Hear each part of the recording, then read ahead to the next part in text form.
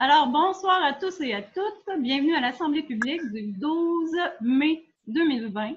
Dans ce contexte très particulier, qu'on va se souvenir toute notre vie. Évidemment, la pandémie a chamboulé complètement nos vies. C'est un euphémisme de le dire. On s'ennuie beaucoup de tout le monde. Pour le monde municipal aussi, tout a changé. Et en particulier pour une soirée comme une assemblée publique, parler devant un écran, sans que vous soyez là, vous nous manquez profondément. Alors, heureusement, on a l'impression d'avoir fait un pas de plus vers vous ce soir, puisque nous essayons des nouvelles technologies et nous allons enregistrer, nous enregistrons actuellement l'assemblée qui va commencer dans quelques secondes et nous allons mettre ça sur le site Internet. J'aurai l'occasion de vous en parler davantage dans le mot de la mairesse qui est prévu au point 1.4, mais j'avais envie de vous dire bienvenue. J'avais envie de vous dire qu'on s'ennuie vraiment de nos parents, de notre famille, de nos amis. On s'ennuie de nos habitudes de groupe. On s'en rendait pas compte à quel point on était bien dans notre municipalité. On s'ennuie de nos repas au restaurant du coin, nos déjeuners avec nos amis. On s'ennuie de nos entraîneurs. Et dans mon cas, dans mon cours de yoga, on s'ennuie de nos coiffeurs énormément, vous le savez. On s'ennuie de nos esthéticiennes, certains des barbiers. On s'ennuie de nos massothérapeutes, peut-être de nos thérapeutes, de nos dentistes et même de nos optométristes. J'aurais donc dû prendre mon rendez-vous plus tôt parce que je ne vois plus rien. Donc, on s'ennuie, mais on est là, puis on pense que c'est peut-être plus facile de vivre cette pandémie-là dans une municipalité tissée, serrée comme la nôtre. C'est plus facile avec des espaces verts, c'est plus facile avec l'entraide, avec la solidarité. Alors, j'espère que vous allez bien. Si vous n'allez pas bien, contactez-nous. On va vous référer aux bonnes personnes. Si vous allez bien, ça nous fait plaisir aussi d'avoir de vos nouvelles. Et pour le reste, je vais ouvrir l'Assemblée publique, puis je vais prendre mon mot de la mairesse officiellement au point 1.4. Alors, bonjour, messieurs, dames, conseillers et conseillères. Est-ce que j'ai un proposeur pour ouvrir la séance, pardon? J'aurais dû prendre un verre d'eau. Alors, monsieur Dominique Garceau propose, appuyé par monsieur Barbeau. Adoption de l'ordre du jour que vous avez là. Est-ce qu'il y a un proposeur? Madame Lefort, appuyée de monsieur Laberge. Vous allez voir, l'Assemblée publique est réduite à sa plus simple expression puisque tous les projets moindrement politiques ont été reportés, évidemment, dans le contexte actuel. Donc, c'est beaucoup des points administratifs. 1.3, c'est l'approbation du procès-verbal de la séance ordinaire du 14 avril 2020. Est-ce qu'il y a un proposeur? Monsieur Barbeau. Est-ce qu'il y a un appuyeur? Madame Cardinal. Maintenant, le mot de la mairesse officiel. Vous savez, je lis le mot de la mairesse puisque c'est pour aller au PV du procès-verbal de l'Assemblée publique. Donc, voilà. Je vais d'abord vous parler de la séance à huis clos, des séances à huis clos. Donc, depuis les premières annonces du gouvernement du Québec concernant les directives de distanciation sociale, les séances du Conseil se tiennent à huis clos. Vous avez eu la possibilité de poser vos questions à l'avance et le procès verbal de la rencontre a rapidement été rendu disponible sur le site Internet de la municipalité de la séance du 14 avril. Puisque les directives de la santé publique sont toujours en vigueur concernant les rassemblements, et pour assurer la santé des citoyens, des élus, des membres du personnel administratif, les séances du Conseil continueront d'être tenues à huis clos, mais seront maintenant diffusées sur Internet.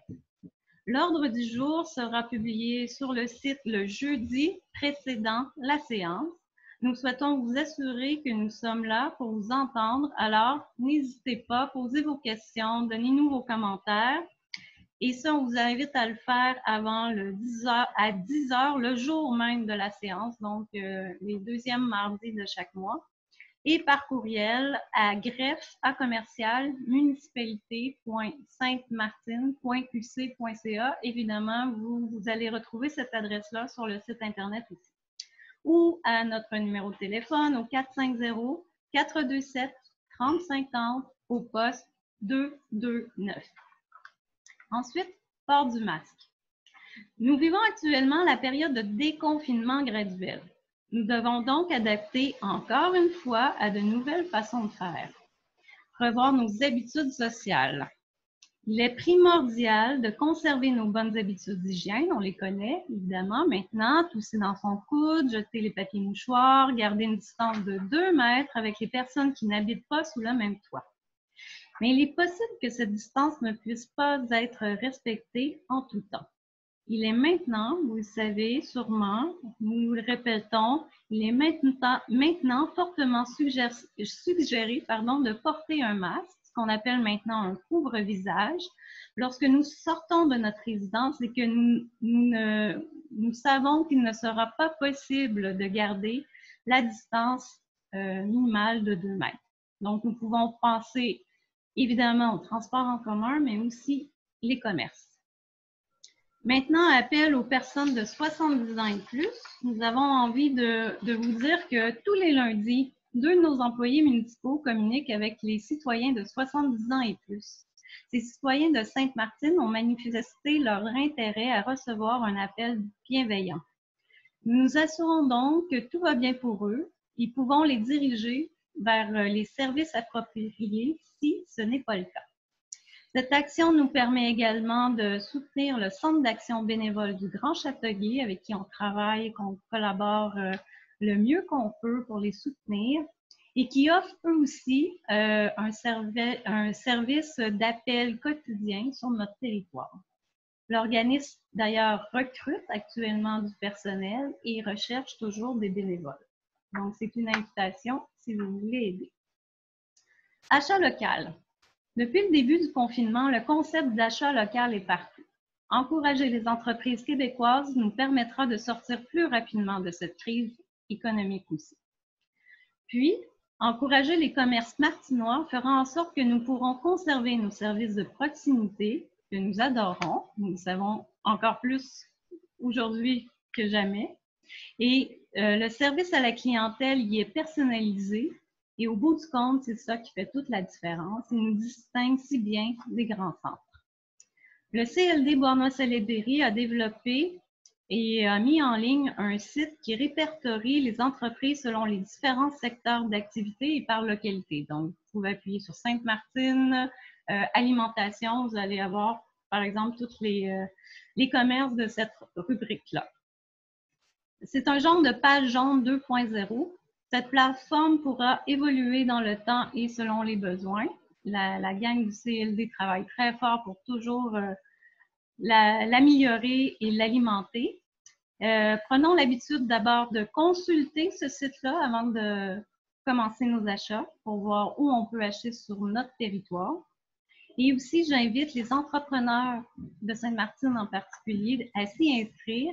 Ça prend que 2 minutes et c'est gratuit. Ensuite, vous rappelez qu'il y aura une collecte de sang. Elle était prévue le 1er juin. Finalement, elle se fera à l'Arena parce que ça va être plus facile de garder les distances. Les donneurs doivent absolument prendre rendez-vous auprès d'Emma Québec avant de se présenter en appelant, je vous donne le numéro de téléphone que je ne vois pas, oui, 1-800-343-72-64. Évidemment, on va mettre cette information-là aussi sur le site Internet de la municipalité. Emma Québec met tout en œuvre pour assurer l'approvisionnement en produits sanguins tout en protégeant les donneurs, les bénévoles et les employés qui se rendent pour faire un don de vie. Et vous savez, c'est encore nécessaire, donc on vous invite à garder vos bonnes habitudes et aller faire un don de sang. Maintenant, la plantation hommage. Mai, c'est le mois de l'arbre et des forêts. Et dans le cadre du 175e anniversaire, nous avions annoncé la plantation de 175 arbres. Nous souhaitons utiliser ces arbres de vie pour rendre hommage à des Martinois et des Martinoises. vous pourrez soumettre des candidatures en suivant les indications qui vous seront transmises dans le prochain Info Sainte-Martine, qui sera publié le 10 juin. Ce bulletin sera une édition spéciale 175e anniversaire de Sainte-Martine. Donc, compte tenu de la situation, nous avons dû revoir complètement notre programme d'activité. Mais la prochaine édition va vous annoncer quelques surprises. On a réadapté notre plan d'action et on espère que les commémorations ne passeront pas complètement dans l'ombre de la pandémie. Et dernier point, on va finir par ça, la grande ovation aux familles. Donc, la municipalité vous invite ce vendredi 15 mai à 18h30 à sortir sur vos galeries, sur vos balcons pour célébrer les familles qui, depuis le début de la crise du coronavirus, déploient des efforts extraordinaires pour s'adapter à leur nouveau quotidien. Ouais, tous ceux qui font du télétravail avec des enfants savent qu'il a fallu vraiment s'adapter. Soyons fiers de nos familles et soulignons tous ensemble leur importance dans nos vies. Alors, donnons-nous rendez-vous en faisant beaucoup de bruit. Les pompiers seront également de la partie et 4 camions du service d'incendie circulera dans tout le village pour saluer tout le monde. Donc, vendredi 15 mai, 18h30, on sort dehors, on sort tambour, trompette et casserole et on fait du feu. Donc, ça va être notre premier rassemblement depuis un petit bout. Alors, voilà pour le mot de la mairesse. Nous allons passer à la période de questions. Tel que mentionné par Mme Laberge, les citoyens étaient invités à faire parvenir leurs questions par courriel ou téléphone. Nous avons reçu une question de M. Jean Ouellet qui faisait part du fait que plusieurs résidents de la campagne de Sainte-Martine n'ont pas accès à Internet haute vitesse et malgré que ce soit un besoin essentiel, surtout en cette période particulière de pandémie. Plusieurs annonces ont été faites depuis quelques années, autant gouvernementales que fédérales, provinciales que fédérales, mais malheureusement, aucun résultat concret. Donc, M. Ouellet demande si la municipalité est en mesure de donner un échéancier sur le déploiement dans tout le rang Touchette ainsi que le reste de la campagne. Est-ce que c'est un dossier prioritaire pour la municipalité et quelles sont les actions prises pour la municipalité pour accélérer le dossier spécifiquement pour la campagne de Saint-Martin? On avait aussi une deuxième question, un commentaire en fait sur Facebook. On a aussi eu un commentaire. Et qui parlait aussi d'Internet haute vitesse. On a dans notre conseil municipal aussi des gens qui sont très touchés par la question d'Internet haute vitesse parce qu'ils n'ont pas d'Internet haute vitesse dans leur résidence. C'est effectivement un dossier qui est prioritaire. Par contre, ce n'est pas de compétence municipale, mais bien de provinciale et fédérale. La municipalité de Sainte-Martine avait fait une évaluation de coûts si on voulait brancher toutes les résidences qui n'étaient pas branchées à Internet haute vitesse par un télécommunicateur local. Combien ça pourrait coûter? L'évaluation était de 500 000 $. Donc, je sais que ailleurs au Québec, il y a certaines municipalités qui sont allées de l'avant et qui ont déployé les ressources. À Sainte-Martine, c'est pas l'avenue qu'on a choisie. L'avenue qu'on a choisie, c'est de faire de la pression auprès de nos députés provinciales et fédérales pour faire avancer ce dossier-là. Peut-être que la pandémie va permettre de faire aboutir les différentes pressions et peut-être les différentes promesses des différents élus provinciaux et fédéraux qui se sont positionnés sur ce dossier-là depuis, on le sait, plusieurs années. Et dans toutes les réunions en ce moment d'état de situation et d'état de crise pandémie, les élus, que ce soit l'Union des municipalités du Québec, que ce soit la Fédération des municipalités du Québec aussi, tous les élus revendiquent Internet haute vitesse et le gouvernement nous dit qu'ils vont faire en sorte que ça va être déployé plus rapidement possible. Alors, c'est ça la position de Sainte-Martine pour le moment. Tout le monde est conscient que c'est un besoin essentiel comme l'électricité. En ce moment, on le vit, même quand on a Internet haute vitesse, quand on a 4 personnes dans la même maison qui doivent travailler en télétravail, des cours à l'école et tout ça, on sait que c'est difficile. Et on ose, j'allais dire, on n'ose pas imaginer, mais on imagine très bien qu'est-ce que c'est d'essayer de vivre dans un monde qui se veut technologique alors qu'on n'a pas la donnée de base. Donc, on va continuer à faire de la pression, mais il n'y aura pas dans la prochaine semaine ou le prochain mois, la réalité ne sera malheureusement pas changée pour les citoyens qui voudraient se brancher. Bien qu'il y a des réseaux cellulaires, on nous a informé qu'il y a certains réseaux cellulaires qui coûtent très cher, mais qui fournissent Internet haute vitesse dans notre municipalité. Donc, on vous invite à vous tenir au courant. Si vous avez besoin d'autres informations, on vous invite à nous recontacter. Voilà. Donc, c'est la seule question. C'est là que c'est étrange de ne pas avoir de citoyens dans la salle parce que ça arrête comme ça. Donc, nous allons continuer l'Assemblée. Nous sommes rendus au point 2.1, installation de panneaux d'arrêt obligatoires sur certaines rues municipales. Donc, il est proposé à CUIFAR d'autoriser le service des travaux publics à installer des panneaux d'arrêt obligatoires à l'intersection des rues suivantes, soit Altieri-Beaulieu et des Plaines et Altieri-Beaulieu et de la Terrasse. Est-ce qu'il y a un proposeur? Madame Cardinal. Est-ce qu'il y a un appuyeur? Madame Lefort. Ça va? Tout le monde est d'accord? Ensuite, nous passons à adoption du règlement numéro 2020-362, modifiant le règlement numéro 2019-358 concernant l'imposition de taxes et des compensations se terminant le 31 décembre 2020. Vous savez, au niveau de la taxation municipale, on a décidé de changer les intérêts, les dates de paiement de compte de taxes, donc le règlement de taxation doit être changé. Donc, en conséquence, il est proposé par et appuyé par d'adopter le règlement numéro 2020-362, modifiant le règlement 2019-358 concernant l'imposition des taxes et des compensations pour le 31 décembre. Est-ce qu'il y a un proposeur? Madame Lefort. Est-ce qu'il y a un appuyeur? Monsieur Sauvé. Ça va tout le monde? Oui. Maintenant, je donne l'avis de motion à l'effet que sera adopté le premier projet de règlement numéro 2020-363, modifiant le règlement de zonage numéro 2019-342 afin de modifier diverses dispositions. Madame la greffière, est-ce que vous voulez donner quelques informations à ce sujet?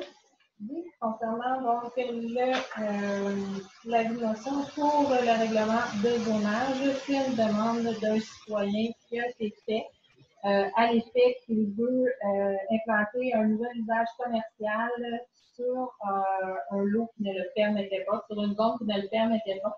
Donc, on va changer la zone AD5 pour pouvoir permettre l'usage commercial, l'entretien mécanique et de réparation de véhicules légers, de véhicules lourds, de machinerie et d'équipements de la construction et l'entreposage de véhicules et de machinerie sur le lot.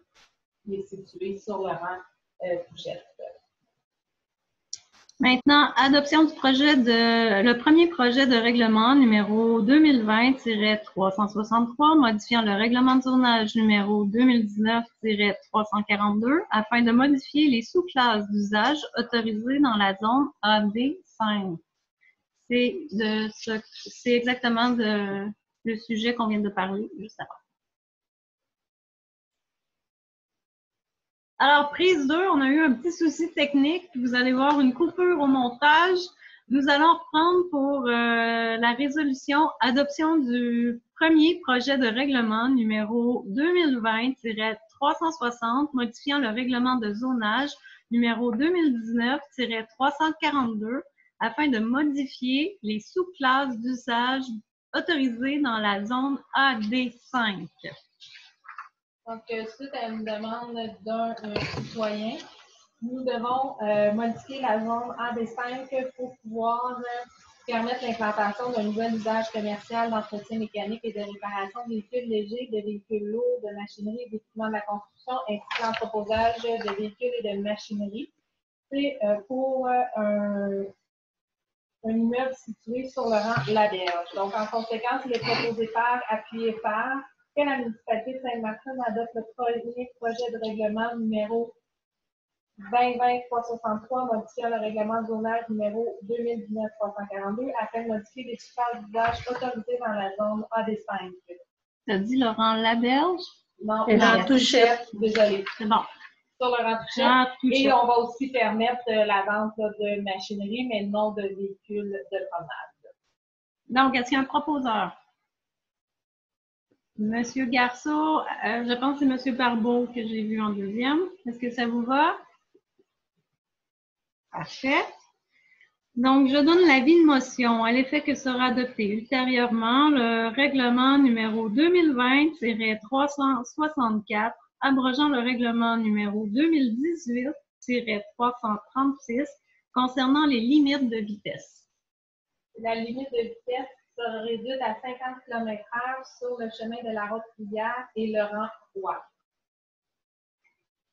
Ensuite, je donne l'avis de motion à l'effet que sera adopté ultérieurement le règlement numéro 2020-365, règlement d'emprunt décrétant des dépenses pour la réalisation des travaux de réfection, de protection et d'asphaltage sur certaines zones rurales de la municipalité. Donc, vous savez, à chaque année, on asphalte certains rangs et certaines rues dans le village. Ça, c'est juste les routes rurales, donc il faut emprunter pour payer tout ça. Donc voilà, c'est l'avis de motion.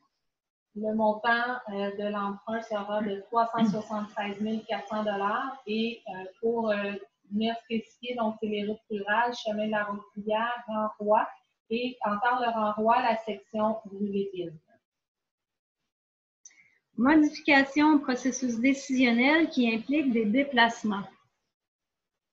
Donc, étant donné la situation actuelle, le gouvernement a émis un arrêté à l'effet que les rassemblements et les déplacements étaient interdits. On a révisé cet arrêté-là le 7 mai 2020 afin que pour les règlements d'urbanisme, les règlements d'emprunt qui requièrent un processus décisionnel qui implique le déplacement ou le rassemblement de citoyennes ou citoyens, pour pouvoir permettre de remplacer ce processus décisionnel-là, soit le déplacement des gens ou les rassemblements, par une consultation écrite d'une durée de 15 jours. Un avis public sera annoncé au préalable pour permettre aux gens de pouvoir, pendant les 15 jours, se prononcer sur soit le règlement d'emprunt ou les règlements d'urbanisme. Donc, on vous invite à suivre les avis publics sur le site Internet ou à la municipalité. Elles sont publiées à l'extérieur. En conséquence, il est proposé par, appuyé par, de remplacer le processus décisionnel de l'adoption des règlements d'urbanisme par une consultation écrite d'une durée de 15 jours, annoncée au préalable par avis public, de remplacer le processus décisionnel qui implique un déplacement ou une assemblée publique par une consultation écrite d'une durée de 15 jours, annoncée au préalable par le public, pour les règlements d'urbanisme et de permettre toute procédure référendaire à distance par la transmission d'une demande écrite sur une période de 15 jours et selon les modalités prévues par le règlement sur le vote par correspondance et selon les dispositions prévues à l'arrêté ministériel. Donc, on se conforme à ce que le gouvernement nous a demandé. Est-ce qu'il y a un proposeur? Madame Mélanie Lefort, appuyée de Monsieur Normand Sauvé. Ça va tout le monde? Demande d'appui à une demande d'autorisation à la CPTAQ. Projet d'implantation d'un nouvel usage commercial au 62 à 62A, rang Touchette. Donc, c'est relié au projet de règlement qui a été adopté plus tôt. Donc, pour implanter un nouvel usage commercial relié à la réparation de véhicules de promenade, véhicules lourds, équipements de construction, usage commercial qui est existant. Le projet de règlement donc a été adopté. Et en conséquence, il est proposé par, appuyé par, que la municipalité de Sainte-Martine appuie la demande d'autorisation à la CPPAQ pour un projet d'exploitation de nouvel usage commercial au 62 à 62A Rentouchette. Donc, le propriétaire doit demander faire sa demande à la CPPAQ et doit obtenir l'autorisation, l'appui de la municipalité. Donc, est-ce qu'il y a un proposeur? Monsieur Garceau, appuyé de Monsieur Sauvé. Ça va? Demande d'appui à la MRC de Bois-Moi-Salaberry relativement au premier projet de règlement numéro 2020-363 modifiant le règlement de zonage numéro 2019-342.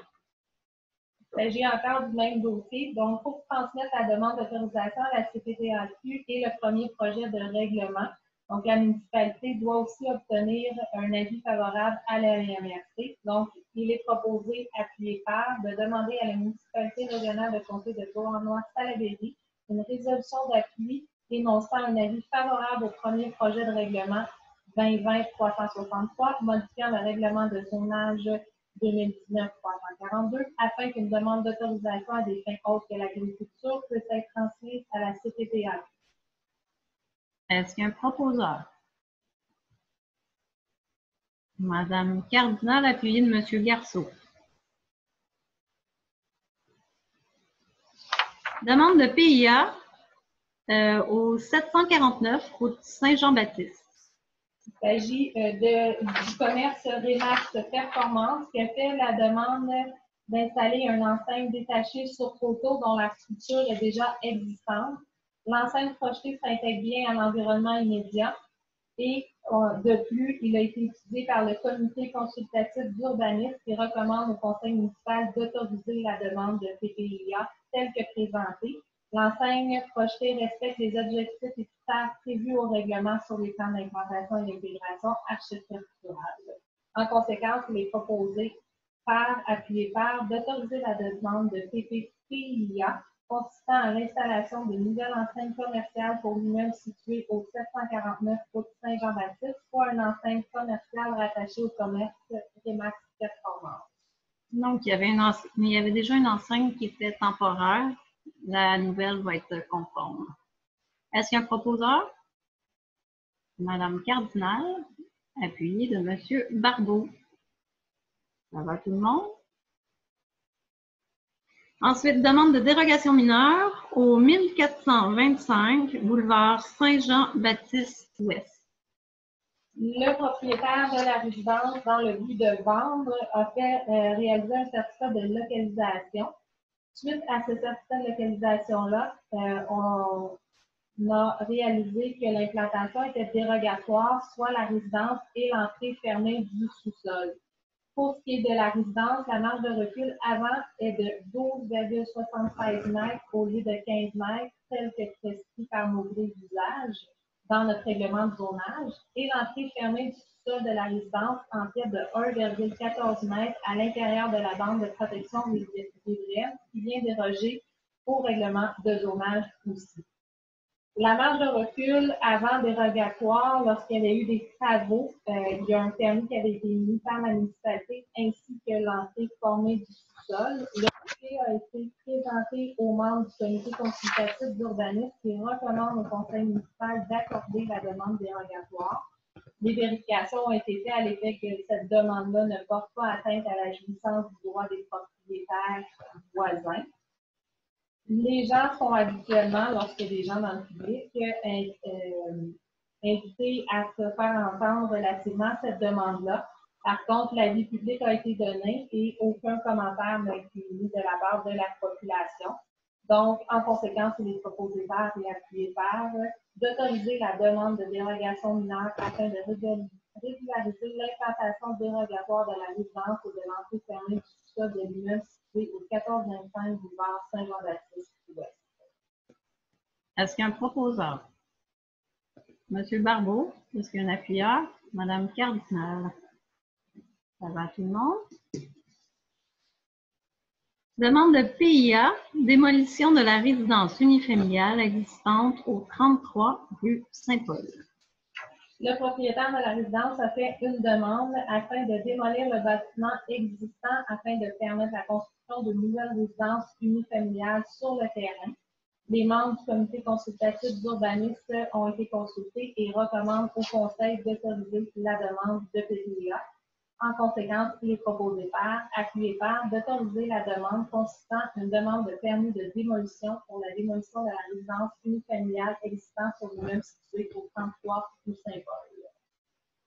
Est-ce qu'il y a un proposeur? Je pense que c'est important de mentionner quand même que le projet a été de l'avant avant l'obtention de l'autorisation à la présente séance avant de passer au vote. Effectivement. Ce qui est absolument regrettable. Le permis avait été mis. On vient d'y arriver avec la résolution.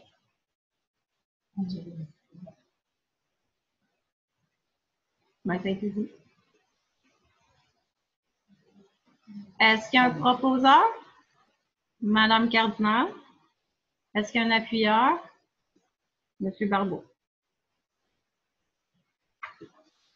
Demande de PIA, construction d'une nouvelle résidence unifamiliale au 33 rue Saint-Paul. Donc, suite à la démolition de la résidence, donc le propriétaire a fait une demande de permis de construction pour la construction de nouvelles résidences. La résidence aura un revêtement extérieur en fibrociment de couleur blanche, la texture en argot-balsage de couleur noire et les ouvertures de couleur blanche. La construction projetée s'intègre au cadre bâti existant ainsi que l'implantation s'harmonise avec les bâtiments voisins. Le dossier a été présenté au comité consultatif d'urbanisme qui recommande au conseil municipal d'autoriser la demande. La construction projetée respecte les objectifs et critères prévus au règlement des plans d'implantation et d'intégration architecturale. Désolé. En conséquence, il est proposé appuyé par, d'autoriser la demande de PPIA consistant en une demande de permis de construction pour la construction de nouvelles résidences unifamiliales situées au 33 rue Saint-Paul. Est-ce que, d'abord, il y a des commentaires? Sinon, est-ce qu'il y a un proposeur? Madame Cardinal, appuyée par Madame Lefort. Ça va à tout le monde? Demande de dérogation mineure, lotissement 33 rue Saint-Paul. Donc, on parle toujours du même dossier. Il s'agit toujours de la même résidence. Lors du lotissement du terrain, il y avait eu opération cadastrale en 2015 pour subdiviser la propriété.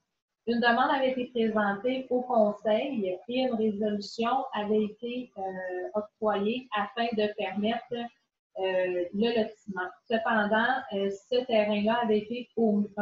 Donc, il y a une des profondeurs du terrain actuel qui est de 20,62 mètres au lieu de 30 mètres, tel que prescrit par le règlement de zonage. Tout ça est dû au fait qu'il y a un rond-point dans la rue. Donc, sinon, le terrain, pour les autres mesures, il n'y a aucun problème. La demande a été présentée au comité consultatif d'urbanisme qui recommande d'accorder la demande dérogatoire. Les vérifications ont été faites à l'effet qu'elle ne porte atteinte aucunement à la jouissance des propriétaires des immeubles voisins. L'avis public mentionnait que les gens intéressés pouvaient se faire entendre. On n'a reçu aucun commentaire de la part des personnes intéressées. En conséquence, il est proposé appuyé par, d'autoriser la demande de dérogation mineure afin d'autoriser les mesures actuelles du terrain situé au 33 rue Saint-Paul, plus précisément la profondeur. Est-ce qu'il y a un proposeur? Madame Cardinal, appuyée de Monsieur Barbeau. Ça va tout le monde? Demande de dérogation mineure, lotissement 330 La Berge. Le propriétaire de l'immeuble a fait une demande de permis de lotissement visant à subdiviser le terrain en deux lots distincts pour permettre la construction de nouvelles résidences.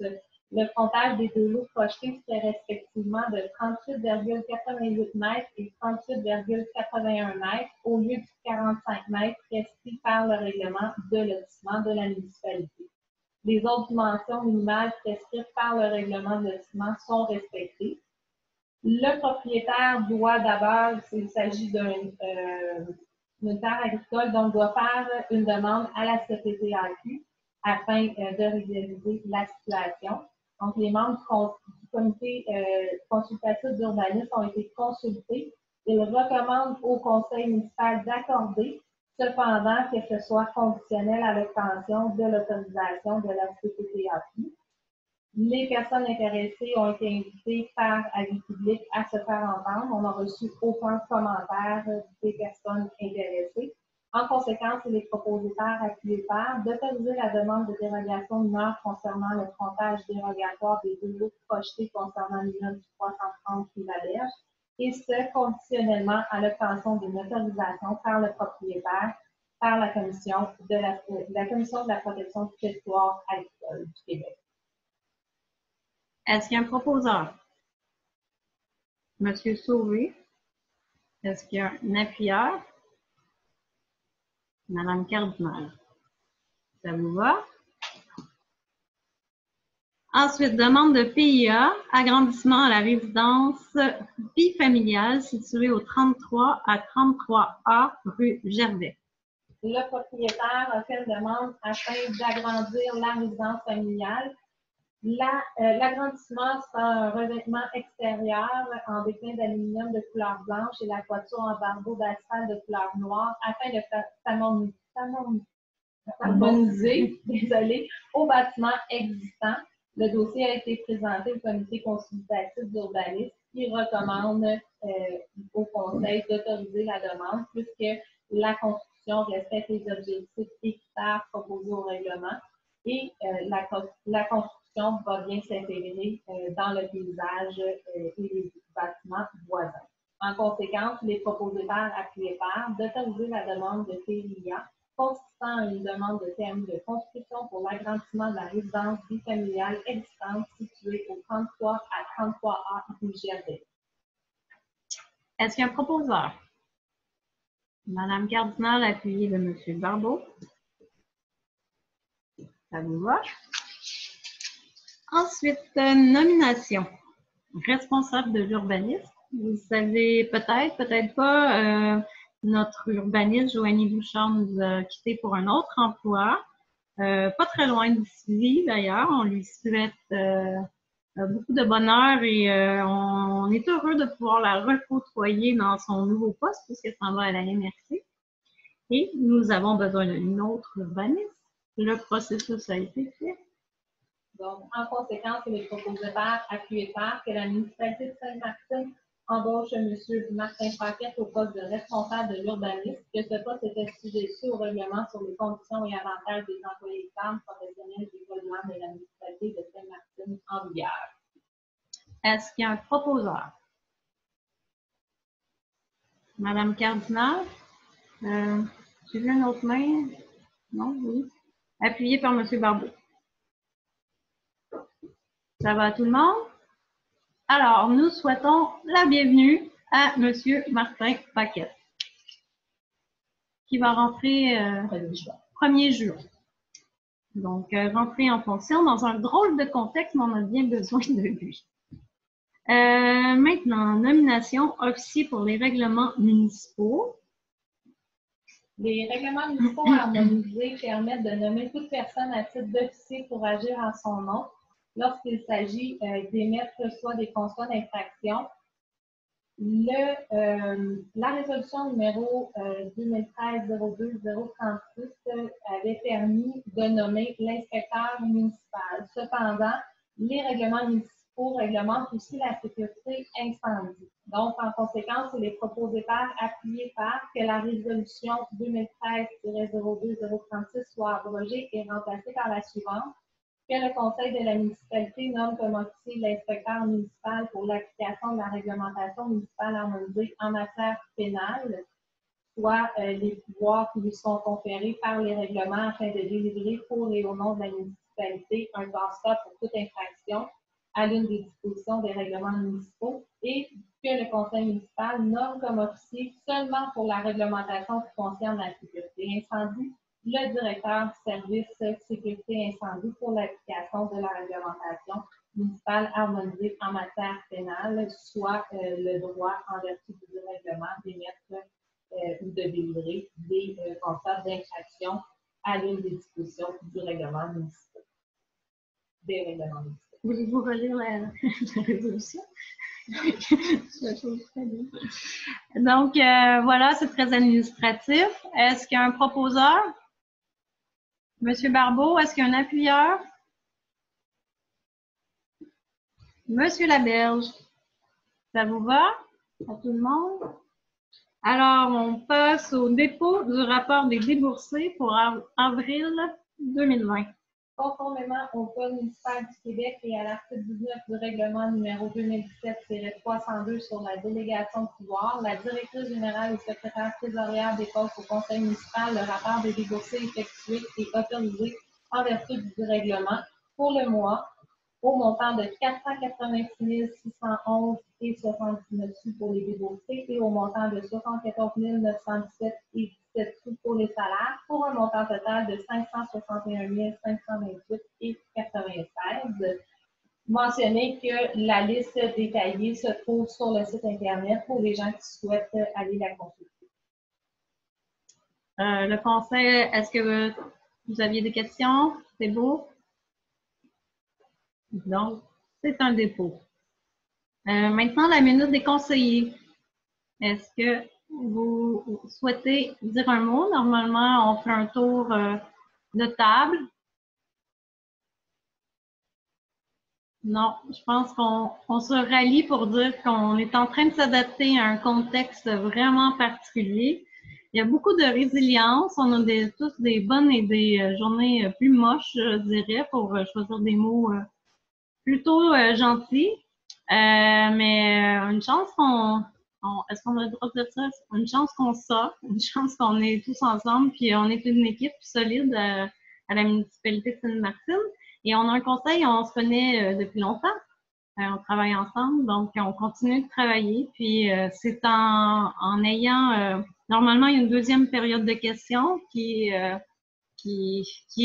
fait essentiellement pour avoir des questions des citoyens sur ce qu'on vient d'adopter. Donc, on espère que vous allez regarder l'Assemblée publique, que vous allez, si vous avez des questions, nous alimenter, parce que c'est ça qui donne un sens à notre travail, c'est de vous parler, de répondre aux questions, de prendre vos suggestions, de s'adapter. Donc, en ce moment, on est tous en adaptation. Si on ne connaît pas vos besoins, ben, ça va être difficile peut-être de bien y répondre. Donc voilà, c'est un message de communication que j'ai envie de faire dans le contexte actuel. Et est-ce qu'il y a un proposeur pour la levée de la séance? Monsieur Dominique Garceau, appuyé de Monsieur Barbeau. C'est comme, vous le savez, hein, c'est toujours ces deux-là qui proposent l'Assemblée, d'où les petits sourires de tout le monde. Donc, merci beaucoup. À bientôt. Plus ça va aller, plus on va être à l'aise avec cette nouvelle façon de faire, en espérant tout de même que ça ne sera pas trop long. Moi, je rêve déjà du moment où on va au moins pouvoir se rencontrer et recevoir des citoyens, ne serait-ce qu'à la salle communautaire qui va nous permettre une distanciation sociale, physique plutôt plus grande que dans notre minuscule salle de conseil. Est-ce que ça va être bientôt? On l'espère. Donc voilà, à bientôt. Merci beaucoup.